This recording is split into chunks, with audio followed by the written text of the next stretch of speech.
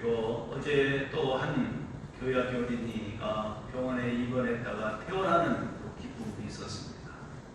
마음을 담아서 문자로 축복했습니다. 우리에게 주어진 모든 일, 하나님이 우리에게 주신 선물, 바로 성경입니다.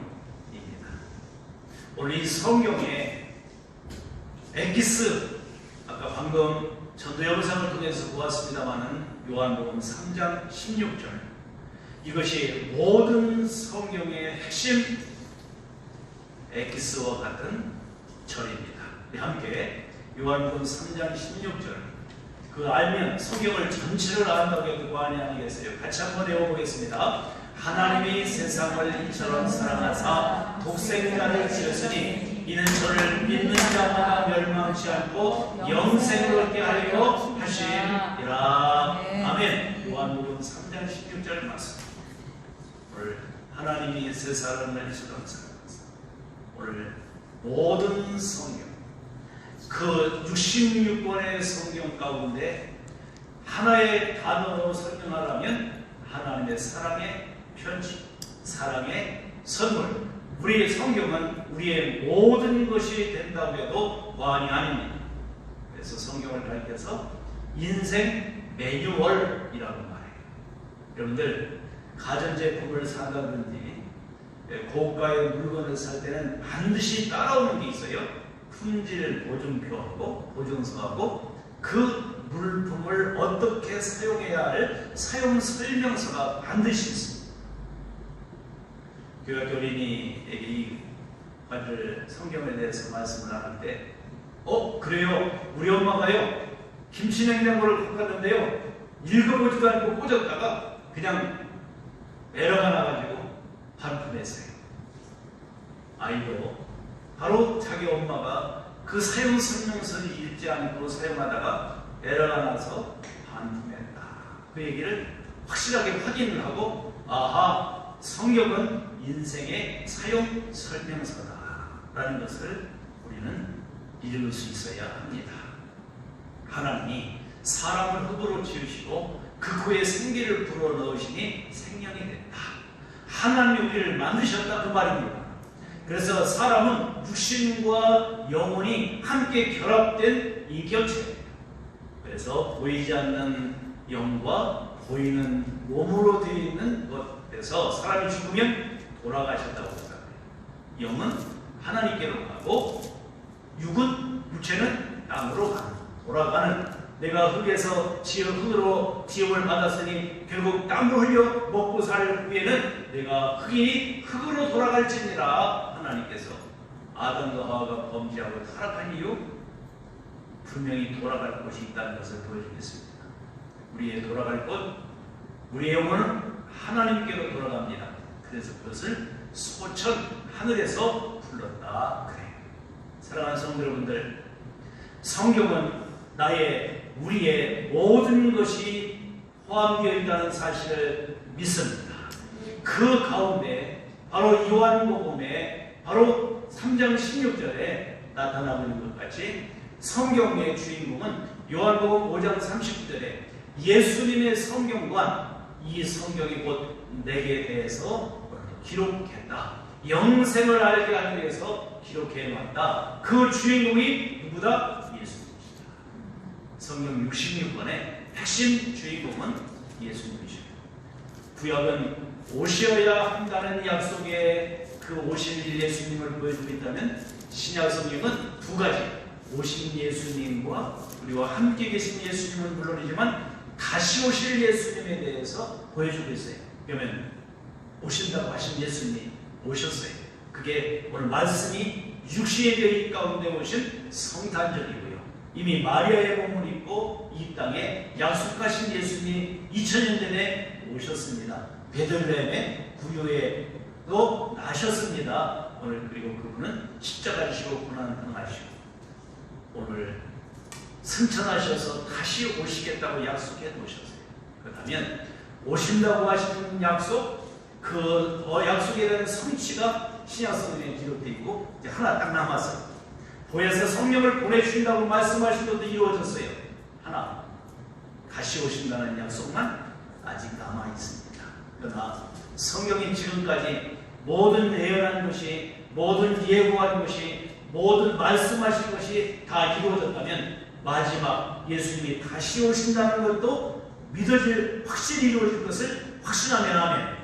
아멘. 아멘. 이것이 오늘 성경입니다. 그렇다면 우리는 특별히 사도 바울이 성경관을 이야기하고 있는 오늘 본문을 본다면 사람은 어떻게 살아가는지, 어떻게 살아야 하는지, 그 결과 어떻게 되는지 모든 시작부터 끝까지 사용 설명서가 성경에 그대로 되어 있어요. 하나님의 형상대로 지음받은 우리들은 하나님의 방법대로 살아가야 합니다. 하나님의 방법대로 쓰임 받아야 합니다. 그것이 성경. 뭐니 해도 우리는 성경 말씀으로 돌아가야 해요. 성경을 제대로 알아야 합니다. 왜? 우리는 성경의 주인공은 예수님이고, 성경은 인생 매뉴얼이고, 성경은 인생의 사용 설명서이기 때문에 우리는 성경을 떠나서는 살 수가 없습니다. 그래야 하나님의 의도, 하나님의 뜻대로 살아갈 수가 있다라는 것을 우리는 다시 한번 기억하면서, 오늘 하나님께서 세계 민족 가운데 샘플 민족으로 택하신 민족 이스라엘 민족에게 하나님은 선물을 주셨는데 그게 바로 성경이에요. 너희 민족같이 내 말을 준 민족이 있는가 봐라? 없다. 바로 하나님께서 율법을 이스라엘 민족에게 주셨단 말이죠. 오늘 너 같은 민족이 없다. 샘플 민족으로 이스라엘 민족에게 선물을 주셨는데 그게 성경인데요. 오늘날도 모든 그리스도인은 세계 60만, 70만 인구 가운데 여러분들은 샘플 민족으로, 샘플 사람으로 우리 그리스도인들을 먼저 부르신 것을 믿으면 아멘. 그런데요, 구약 이스라엘 민족에게는 선물로 성경을 주셨지만, 율법을 주셨지만, 이 그리스도인들에게는 세 가지를 선물로 주셨어요. 첫 번째, 예수님이에요. 예수님. 우리를 죄 가운데 구원하시기 위해서 이 성탄절에 사람들은 지금부터 무슨 선물을 받을 건가, 우리 온 박스를 준비한다고 그러는데, 아이들을 비롯해서 좀 먼 사람들은 산타가 우리에게 무슨 선물을 줄까, 지금부터 대망하며 이런 선물을 받았으면 좋겠다 얘기하는데, 우리는 그보다 엄청난 귀한 선물, 소중한 선물을 받았는데, 그분이 인류의 죄를 구원하기 위해서 이 땅에 오신 예수 그리스도가 말씀으로 우리 가운데 오셨다는 것은 선물 중에 선물인 것을 믿습니다. 예수님을 선물로 받은 사람은 그 예수님의 사랑과 그 하나님의 놀라운 은혜를 안다면 우리는 그것을 나눌 줄 알아야 돼요. 오늘 사도 바울은 본문 속에서 자기가 살아있는 성경이라고 오늘 또 표현해주고 있는 대목들이 있어요. 우리는 이 시대에 그리스도인으로서 살아있는 성경책이 될 수 있기를 축복합니다. 오늘 이와 같이 왜 우리가 이 성경을 그렇게 소중히 여겨야 하는가? 하나님의 선물이기 때문에 오늘 모든 그리스도인에게도 성경을 선물로 주셨어요. 그리고 세 번째 선물 주신 것은 성령님이에요.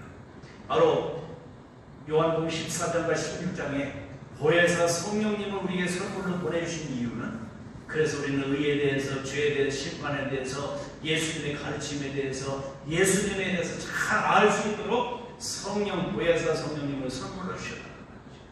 네 번째는요, 목사님이에요.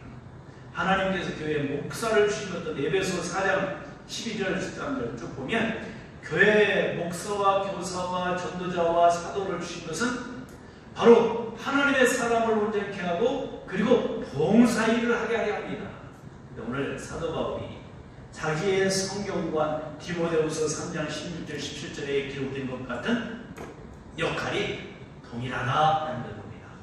예수님의 사역, 성령님의 사역, 그리고 우리가 성경의 역할, 그리고 목회자의 역할, 다 공통점이 있다면 성경을 중심으로 하고 있다는 겁니다. 이 성경이 중심이다라고 하는 것을 우리가 다시 한번 생각해보면서, 예수님도 성경에 읽었을 때 라고 말씀하면서 구약 성경을 가리켜서 나에 대해서 얘기했다, 예수님의 삶도 성경, 율법, 그 말씀 중심의 삶을 사시던 것을 보여주고 있고요. 사도 바울도 마찬가지고 성령도 바로 그의 감동으로 말미암아 저자들이 성경을 기록하게 했기 때문에 성령님의 도우심 없이는 성경을 이해할 수가 없어요. 공부 많이 했다고 세상들은 박사라고 성경을 아는 게 아니에요. 우리는 성령님이 깨우쳐 주시고 조명해 주셔야 하나님의 말씀이 눈이 열리고 읽어지게 된다. 그 말이에요. 아무리 가방끈이 짧은 분이라 할지라도 초등학교 안 나오신 분이라 할지라도 그가 성령님께 붙잡혀 있으면 성경이 다 읽어지고 읽혀지고 이해가 되는 거예요. 그렇지 않고 세상에서 많은 공부를 해서도 성령님을 의지하지 않고 성령께서 깨우치지 않으면 성경은 완전히 캄캄할 수밖에 없어요. 오늘 이런 것들을 우리가 다시 한번 생각해 보면서 왜 우리가 그만큼 성경이 중요한가 하면 성경을 사랑하는 사람들이기 때문에. 여러분들, 영국이 대영 제국이 된 것은 다르게 된 것이 아니라 빅토리아 여왕이 영국이 세계 강국이 될 때 이런 고백을 했어요. 성경 말씀이 영국을 대국가로 만드셨다. 빅토리아 여왕. 그리고 세계적인 대문호 셰익스피어가 그런 얘기를 했어요. 누군가 성경을 사람이 썼다면 나는 그 사람을 하나님이라고 인정하겠다. 그 정도로 성경은 누구의 말씀이다? 하나님의 말씀이다. 성경에 3,800번이나 여호와께서 이르시되 여호와께서 이르시되 여호와께서 가라사대 예수님이 가라사대 성령이 말씀하시되 이런 말씀들이 3,800번이 나오고 있어요. 무슨 얘기예요? 여호와의 말씀, 하나님의 말씀이라는 거예요. 무엇이? 성경이. 여러분들, 영국이요 원래는 해적의 나라예요. 영국이 해양 문화하고 배를 띄고 바로 무역을 하면서 이제 모할머니 바다를 지나가는 사람들 그 다른 배들을 착취해가지고 거기에 있는 것들 다 도적질해가는 해적이었어요. 근데 해적 민족에게 성경이 들어가니까 그 나라가 대영 제국이 됐어요. 그리고 독일 사람들은요 원래 조상들이 산적이에요. 예, 바로 그래서 이 독일 사람들을 어떻게 쓰면 게르만족, 슬라브족, 투튼족 이거 다 무엇이 유명한 산이거든요. 산에서 숨어 있다가 그리고 농사를 져면 싹 합세해서 가서 탈취하고 도적질해오는 도둑놈들이었어요. 독일 사람들은 원래 도둑이에요. 산적이에요. 근데 거기에 성경이 들어가니까 과학자들이 나오고 철학자들이 나오고 문학가들이 나왔어요. 오늘 이런 것들을 본다면 왜? 그래서 유럽의 나라들은요 다 야만 민족이었다고 해요. 한국도 다를 거 없죠. 한국도 100년 전에 성경이 들어오기 전에는 사람들은 참 다 제가 끼었어요. 근데 성경이 한국에 들어오고 이 유럽에 들어가니까 여러분들 해적이 뭐가 됐어요? 해적이 바로 그런 가운데 과학자들 되고 또 그 가운데 들어가니까 철학자도 나타나고 이런 역사도 일어났다고 말이에요. 성경이 들어가니까 바로 해적들이 변하고 산적들이 변하고 그래서 이 세계에 모든 영향을 끼칠 수 있는 사람들이 됐다. 오늘 바로 성경에 하나님의 지혜로 하나님의 감동으로 쓰인 말씀이기 때문에 성경 안에 모든 것이 다 있기 때문에. 여러분들 미국의 유명한 대통령이 누구죠? 링컨 대통령. 링컨이 취임식 때 포켓에서 조그만 성경을 딱 들고 이 성경이 나를 대통령 만들었습니다. 이 성경은 내 어머니가 주신 유일한 유물입니다. 성경 하나를 갖고 공부하지는 못했지만 성경을 읽고 그래서 성경 안에서 자유를 발견하고 그래서 대통령이 돼서 16대 대통령 노예 해방을 시키는 세상에서 유명한 말씀을 실천하는 대통령이 됐답니다. 사랑하는 성도 여러분들, 개인이든지 국가든지 성경에 들어가고 복음이 들어가면 사람이 변화된다는 사실을 믿습니다. 그래, 오늘 성경을 사랑하고 그 결과 하나님을 경외하는 개인이나 국가를 통해서 하나님은 역사하시고 스토리를 써가고 계신다는 것을 알아야 합니다. 어느 민족이든지 성경에 들어간 민족은 성경을 읽고 성경을 사랑하고 성경의 정신을 따라 삶을 살아가는 자들은요, 개인이든지 국가든지 어떤 공동체든지 변화해서 자리로 보장받는다는 것을 보여주고 있어요. 옆에 그림이 누가 앉은 거예요? 링컨 대통령이죠. 오늘 바로 그만한 자리도 보장해주는 하나님의 놀라운 은혜가 있다는 거죠. 사랑하는 성도 여러분들, 내 자녀들이, 다음 세대들이, 앞으로 손주들이 말씀을 만나고 말씀이 그들에게 들어갈 수 있도록 하시기를 바라요. 이스라엘 백성들은요, 젖떨어지자부터 모세의 오경을 달달달달 외우고 그 말씀을 마음에 하야 새기게 되니까, 우리 하야통상 있잖아요. 말씀을 새기게 되니까 그 가운데 노벨 평화상을 받은 자들이, 그리고 세계의 모든 경제를 이끌어가는, 또 세계의 정치적인 영향이 있는 리더가 제일 많이 된 사람들이 유대인입니다. 말씀이 들어가면 하나님께서 그들을 인도하시고 그들을 보장시키시고 하나님이 역사하신다는 사실을 믿으면 아멘. 네. 왜 아멘 하는지 몰랐어요. 하나님 앞에서 말씀 안에서 우리가 살아가야 된다라는 것을 봅니다. 그렇다면 왜 말씀이 그렇게 중요하냐? 오늘 본문 말씀은요, 사도 바울이 10절 말씀부터 12절, 13절로 17절에서 두 가지를 얘기합니다. 첫째는 이미 지금 이 편지가 누구에게 쓰고 있는 거예요? 디모데에게. 믿음의 아들, 사랑하는 아들, 믿음으로 낳은 아들, 사랑하는 아들, 그 디모데에게 이 편지를 쓰고 있기 때문에 이미 디모데는 사도 바울의 모든 삶의 이력을 알았어. 이미 알고 있는 거야. 그러니까 당당하게 바로 자기가 그렇게 살았으니까 디모데에게 내 삶으로 하나님의 말씀이 무엇인가, 하나님의 정신이 무엇인가, 하나님의 의도가 무엇인가를 내가 가르친다. 너희는 이것을 너희들이 내가 본바다 라고 하는 얘기를 하고 있는 거예요. 두 번째는요, 그러면서 이제 교리와 13절, 17절은 16절, 바로 이 말씀들은 16절, 17절 특별히 교리와 그리고 삶의 실천 부분을 다루고 있다. 그 역할을 분명하게 다루고 있는 것이 사도 바울이 오늘 이 디모데서 특별히 이 3장 10절로 17절의 말씀을 기록하고 있는 이유가 있다는 것을 보여주고 있습니다. 그렇다면 이것을 통해서 우리에게 보여주고 있는 세 가지, 10절에서 17절까지 세 가지의 성경의 의미를 생각해 보았으면 좋겠어요. 우리는 따라합니다. 성경은 우리로 하여금 경건한 삶을 살게 합니다. 이 세상은요, 유혹이 많고요, 이 세상은요, 핍박이 많은 세상이에요. 그래서 할 수만 있으면 죄를 짓게 만드는 사탄의 유혹의 덫을 막 놓습니다. 거리거리를 다녀보세요.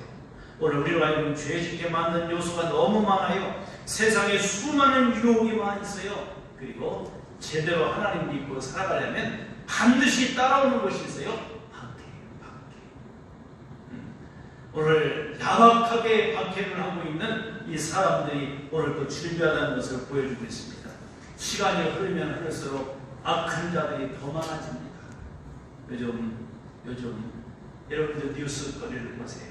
얼마나 사람들이 더 험악해지고 악해지는가 볼 수 있어요. 사건들이요, 얼마나 요즘 무서운가 알 수 있어요. 참 얼마나 골로새 3장에 있는 것 같이 매정한 세상이 되고 있다고 말이에요.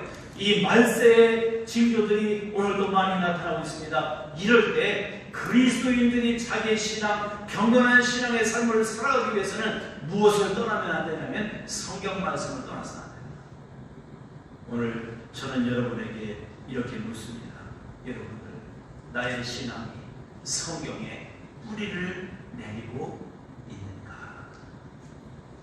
그냥 입으로만, 머리로만 이게 성경을 아는 게 아니라 그 성경이 내 마음 깊숙이, 그리고 내가 그 신앙 말씀에 뿌리를 내리고 신앙생활을 하고 있는가를 보셔야 돼요. 그래야 우리 경건의 삶을 살아갈 수 있고 누가 뭐라고 해도 그 가운데 휘둘리지 않을 수 있다는 것을 보여주고 있습니다. 바른 신앙을 갖지 못하도록 하기 위해서 끊임없이 사탄은 유혹하고요, 하나님에게서 멀리 떠나게 만들려고 박해합니다. 우리는 민수기 22장에서 25장 가운데 여러분들 발람과 발락의 이야기를 들어보셨잖아요.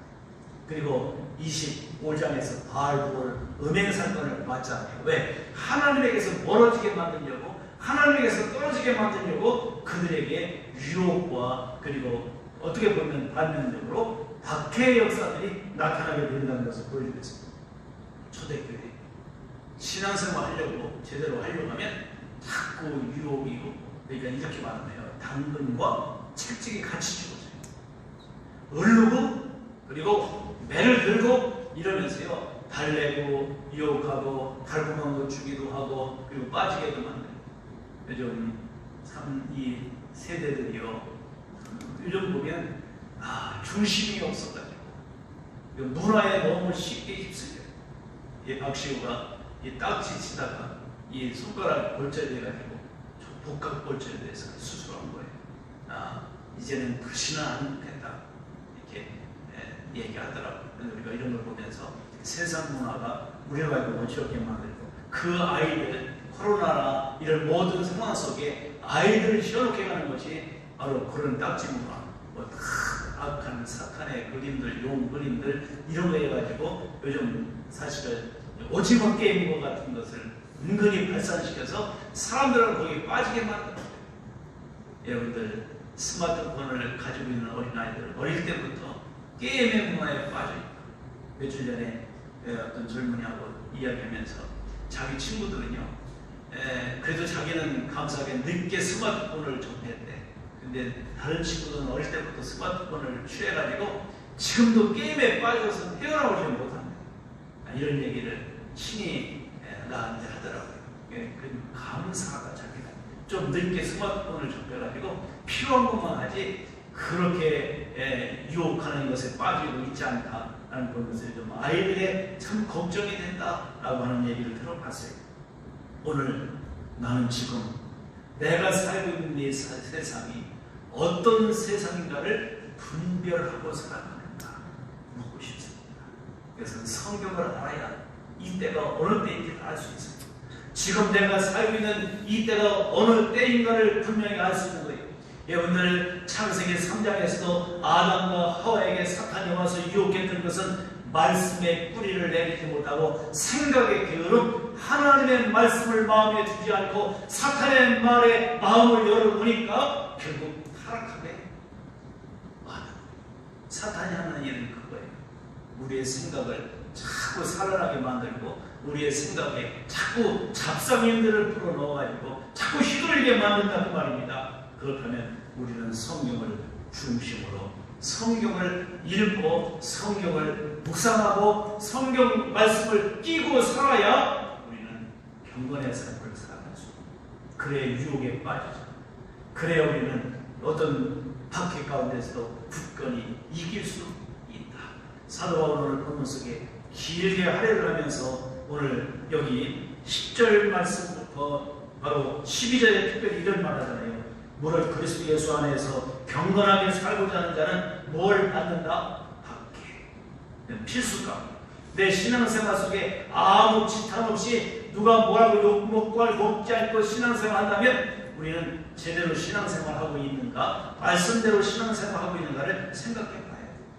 바울이 당한 그 고난들은 바로 10절, 11절에서 우리가 분명하게 보여주고 있습니다. 이 모든 바울이 고난을 당하는 이유가 복음 때문에, 예수님 때문에 말씀대로 살아가려고 하다 보니까 이런 고난을 왔던 것을 지금 누가 이미 아는 바가 디모데가 알고 있다. 내가 보았기 때문이다. 이와 같이 나는 말씀을 지키기 위해서 10절에 있는 것 같이 오늘 여기 나타나고 있는 하나하나의 그 말씀, 이것을 내가 지켜내기 위해서 내가 고난도 박해도 받았고 갖가지 유혹도 나라고 없을 줄 아느냐? 그것을 내가 이길 수 있었던 것은 말씀이다 라고 강조하고 있는 거예요. 두 번째, 오늘 따라합니다. 성경은 구원에 이르게 하는 지혜가 있습니다. 오늘 첫 번째는 내가 그리스도인으로서 그리스도인답게 살아갈 수 있는 비결, 그 방법, 그 능력이 성경 안에 있고, 그리고 그 성경은 신앙생활 구원의 길 첫 발을 들여놓는 데부터 마쳐지는 주님 부르시는 그날까지, 구원의 완성을 볼 때까지 구원에 이르는 지혜의 말씀을 그 가운데 주고 있다는 것입니다. 우리는 내 마음이, 내 믿음이 흔들릴 때가 많아요. 환경이 있는데, 여러분들 누가복음이나 마태복음 13장에 네 가지 밭이 있잖아요. 언제든지 휘둘려서 돌짝밭도 될 수 있고, 죽짝밭도 될 수 있고, 가시밭도 될 수 있고, 옥토를 주시해야 한다는 거 쉽지 않아요. 오늘 그러기 위해서 우리가 항상 무엇을 가까이 해요? 말씀을 듣고 행해야 된다. 깨닫고 그 말씀을 살아야 된다고요. 매 순간순간마다 의에 대해서, 심판에 대해서, 죄에 대해서 깨우쳐주는 성령님의 그 눈에 보이는 말씀이 성경이니까 성경을 가까이 해야 된다. 오늘 저는 여러분에게 두 번째로 묻습니다. 오늘 여러분들은 성경을 얼마나 읽습니까? 그래야 성경을 얼마나 내가 읽고 있느냐, 그래야 우리의 신앙이 흔들리지 않고 구원의 확신 속에서 살아갈 수가 있어요. 그리고 여러분, 66권 성경 가운데 몇 권을 제대로 이해하고 있습니까? 우리는 하여통상 창세기, 출애굽기, 레위기, 민수기 지금 4권을 해왔잖아요. 그건 분명하죠. 사도행전도 했잖아요.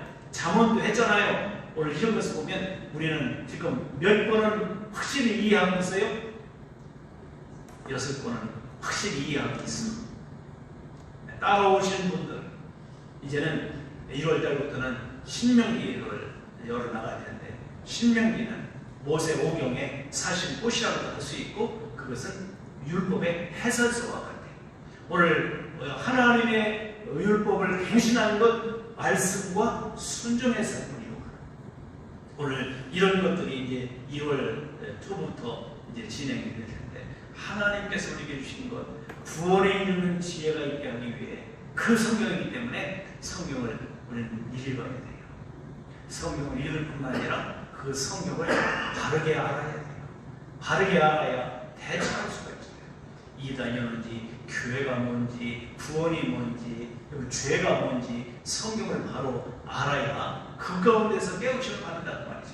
사랑하는 성도분들, 오늘 성경주의를 맞이해서 이 땅에 예수님이 우리에게 큰 선물을 가지고 오셔서 성령의 감동으로 쓰여진 이 하나님의 말씀이 우리에게 주어졌다는 것은 내 삶의 인생의 매뉴얼, 인생 사용 설명서가 분명하게 주어져 있는 이 선물을 가지고 살아야 우리가 에러나지 않는 인생이 된다. 우리는 그래야 온전한 나의 삶을 살아갈 수 있고 구원의 완성을 볼 수 있다는 말이에요. 세 번째로, 우리는 하나님의 말씀이 우리는 성도를 온전하게 한다. 여러분들, 세상에 완전한 사람이 어디 있겠어요? 그런데 이 모든 성경은, 하나님의 성경은 성도들, 하나님의 백성들, 그리스도인들을 온전하게 만들어주는 역할을 하는 능력이 있다. 오늘 경건하게 살기를 원하십니까? 성경을 갖고 구원의 확신을 가지고 날마다 구원의 길에 여러분들 기쁨으로 나오기를 원하십니까? 성경을 사랑하십시오.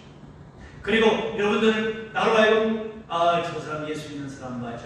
아닌 것 같아. 모양은 무늬는 같은데 전혀 아닌 것 같아. 그만두면 안 되잖아요. 우리는 성도를 온전하게 하는 것은 성경이다. 왜? 성경은 하나님의 계시로 된 성령의 감동으로 쓰여진 책이기 때문에. 저자가 누구다? 하나님이다. 서점에 가서 책을 살 보일 기회가 있으면 초등학생들이 쓴 글은 초등학생 수준이에요. 그렇죠? 중고등학교. 대학 교수가 쓴 책은 대학교 수준이에요. 그때 그 과정을 공부하는데 진준호가 그러더라고요. 초등학생이 쓴 책은 초등학생 수준이고 중학생이 쓴 책은 중학생 수준이고 고등학생이 쓴 책은 고등학생 수준 지가 더 붙여가지고 대학 교수가 쓴 책은 대학 교수 수준이래. 성경은 하나님의 수준이기 때문에 하나님의 수준이래. 내가 그랬어요. 너는 누구 수준에 맞게 살아야 돼? 하나님 수준에 맞게 살아야 되죠. 어린아이들, 여러분들은 우리는 하나님의 소유된 백성이에요. 우리는 하나님의 놀라운 언약에 묶여있는 존재입니다. 우리는 말씀을 붙잡고 살아야 할 백성이에요. 왜? 하나님의 말씀을 선물로 주셨으니까 선물을 다른 사람에게 뺏길 수 없잖아. 간직하고 붙들고 살아야 돼. 그리고 그 말씀을 붙들기만 하면 소용없어요. 그 선물을 주어주면 잘 활용해야지. 말씀을 따라 살아갈 때 우리는 온전하게 된다는 사실을 믿습니다. 저는 또 질문할게요. 내가 성경을 읽었다면 그것이 삶의 전 영역에 얼마나 영향을 끼치고 있는가? 읽은 말씀이, 들은 말씀이 내 삶을 어떻게 움직여 가고 있는가? 왜? 여호와 하나님의 말씀은 살아 운동력이 있고 생명력, 치유력, 그리고 여러분들 그 가운데 우리로 하여금 쪼개기까지 하시는 치유력이 있다는 것을 알아야 합니다. 오늘 히브리서 4장 12절에 분명히 하나님의 말씀은 살아있다. 살아 움직인다. 살아 움직인다면 여러분들 바이러스가 내 몸에 들어가도 우리의 몸을 이상하게 만들잖아요. 백신 다 맞으셨죠? 이제 백신 맞은 사람들은 오늘부터 식당에 아무나 많이 못 들어가요. 배 가 손 못 모여요. 맞은 사람 6명, 8명 모이는데 참 이런 상황 속에 그래도 교회는 50%는 모여라. 백신 받는 사람은 얼마든지 모여도 되고 50% 이상은 모여라 이렇게 해놨는데 저들 마음대로 하는데 우리는 스스로 조심을 해야 되지만 우리가 하나님의 말씀 안에서 내가 그 말씀을 읽었다면 그 말씀이 나를 움직여가고 있는가 생각합니다. 그리고 내가 하나님 말씀을 읽어가는 만큼 내가 하나님 말씀을 받아들인 만큼 설교를 들을 만큼 내 삶의 변화가 왔는가. 왜? 그래야 우리가 온전한 성도가 됩니다. 설교는 잘 듣고 매일매일 성경 읽고 살아도 삶이 변화가 안 된다면 문자구이다. 하나님의 말씀이 내 안에 들어와서 삶이 변하고 달라지고 말이 달라지고 성품이 달라지고 인격이 달라지고 오늘 이런 모습이 우리들에게 보여줘야 세상 사람들이 감동받고 도전하는 거예요. 뭔가 이렇게 호기심을 갖고 찾아와요.